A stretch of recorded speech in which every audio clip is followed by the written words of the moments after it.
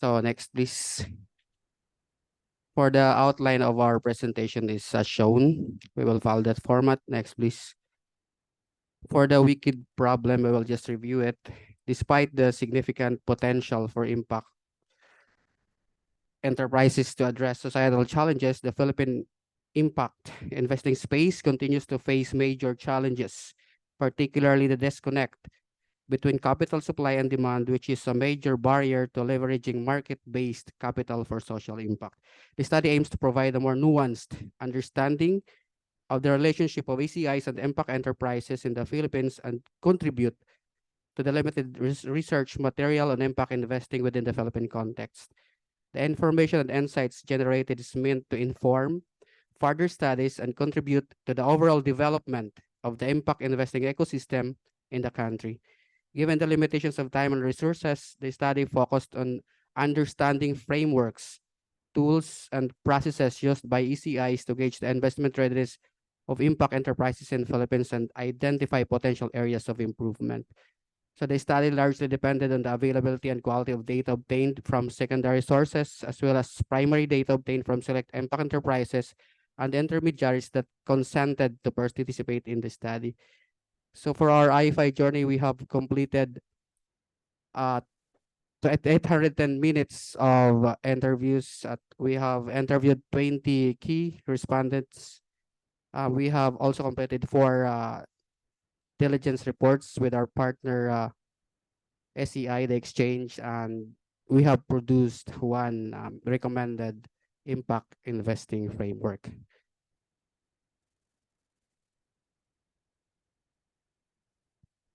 Impact investing measures success according to the social and environmental benefits generated alongside financial returns. The Philippines is one of the second largest impact investing markets within the region, with a total of $2.4 billion in impact capital, largely invested in microfinance, agriculture, and clean energy. In this slide, we explain that impact enterprises are central to the impact investing ecosystem as they attempt to solve social and environmental issues using business strategies. According to a study from British Council and Philsen, there are more than 160,000 impact enterprises operating under different legal structures in the Philippines as of 2018. This indicates a significant increase when compared to a 2007 study, which pegs the total number of impact enterprises at 30,000. On the other hand, intermediaries who connect investors with impact enterprises and develop them through a variety of services and innovative solutions are very few in the ecosystem. Secondary data shows that there are only around more than 30 active intermediaries in the country.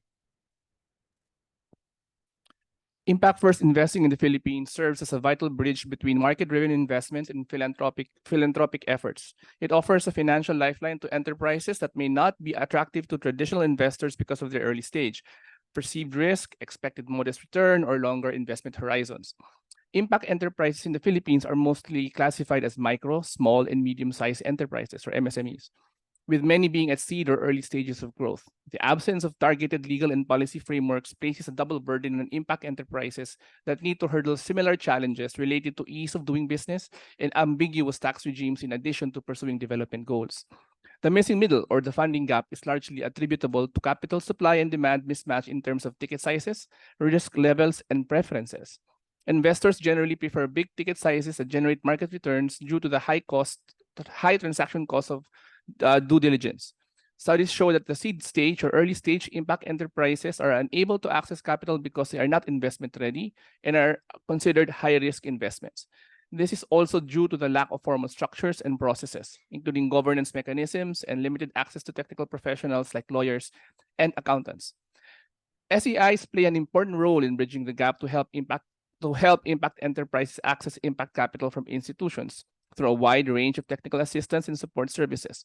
It should be noted, however, that intermediaries also have different preferences, impact thesis, and risk appetites with smaller SEIs, and those who do not have access to grant funding being more conservative and stringent when it comes to assessing potential investments. Based on the interviews with selected intermediaries, it is challenging to find impact enterprises that can comply with the requirements for both debt and equity financing despite the availability of funding. Intermediaries operate differently in terms of their approach to impact investing, policies, processes, and level of adherence to globally accepted principles and standards of responsible business conduct. To illustrate, not all intermediaries have policies on sustainability nor formal due diligence mechanisms in place. Local intermediaries often craft their own due diligence processes without any reference to other frameworks, while intermediaries that operate at the multinational level refer to international frameworks and standards like the GIN framework on due diligence. So SEIs are in a strategic position to help de-risk impact investments. However, there is a need to veer away from the traditional approach, which is focused on compliance and rigid requirements. Our proposed framework aims to encourage a more proactive and collaborative engagement among stakeholders. The objective is to educate, empower, and grow the ecosystem. And it's structured in a way that recognizes the value of basic minimum standards, particularly when it comes to responsible business conduct, but also provides flexibility. So impact enterprises are in the business of social development. The current system follows a linear model, but our proposed framework is designed to stimulate a change in mindsets among the different stakeholders in line with the Bridging Leaders framework. The different stakeholders need to understand the challenges of the ecosystem and take ownership of their role in trying to address the same. It aims to aid impact enterprises, investors, and intermediaries, particularly towards jointly discovering what are the problems within the system and co-creating adaptive responses towards a much-needed paradigm shift. Our theory of change recognizes the complex and dynamic nature of the relationships within the impact investing ecosystem. The proposed framework is actually anchored on key guiding principles that are too small to read, I'm so sorry, of inclusive growth, sustainable development, stakeholder engagement, proportionality and appropriateness, and materiality. It utilizes principles, tools, and standards from globally accepted and widely recognized international frameworks and standards, primarily the OECD Due Diligence Guidance for Responsible Business Conduct, to enhance the decision-making process, identify risks and opportunities, create value for the whole system, and improve the overall credibility of stakeholders. In relation to sustainable development, it requires a balanced approach in pursuing long-term economic growth and sustained social impact in line with the triple bottom line framework. More importantly, decision-making and risk management should be aligned with applicable laws and internationally recognized standards of responsible business conduct for long-term sustainability. Last 2 minutes. Inclusive growth, on the other hand, entails that opportunities be equally accessible to a diverse range of stakeholders with particular focus on underserved communities and marginalized groups. Proportionality means the use of appropriate modes and metrics commensurate to the size, scope, and level of risks involved, but at the same time affording flexibility, a certain degree of flexibility for the user. Stakeholder engagement highlights the need to engage and involve stakeholders in the whole process, recognizing that they are in the best position to provide insights as to the nature of their operations and relationships. So our framework has two components. It's a comprehensive but a practical approach to impact investing, centered on the role of the social enterprise intermediaries as enablers and catalysts within the impact investing space in the Philippine context. Key components include the diagnostic diligence process, which caters to both the investors and investees based on the GII and due diligence framework.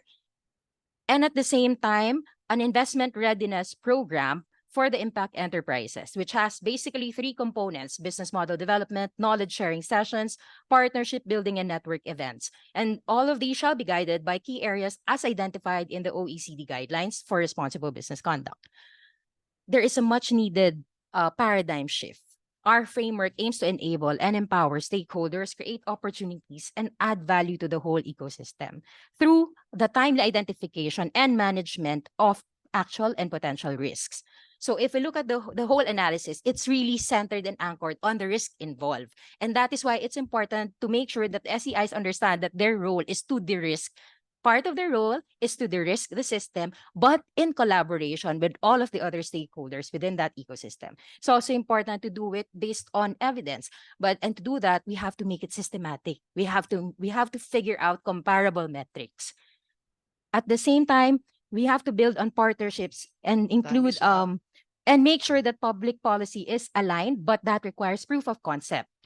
That means we have to make use of the existing ecosystem and apply the concept of progressive realization, which recognizes that it takes time to realize all of these gains. And this is just the beginning. While we have seen great strides, the Philippine impact investing ecosystem is still very young and still has room for growth. There's no silver bullets here, and through our proposed framework, we can see a progressive realization of changing the mindsets of key players in the ecosystem. But before we fly, we leap first. Before we grow, we have to plant the seeds first. And before impact, we need to inspire first. And to us, that's not an impossibility. Thank you.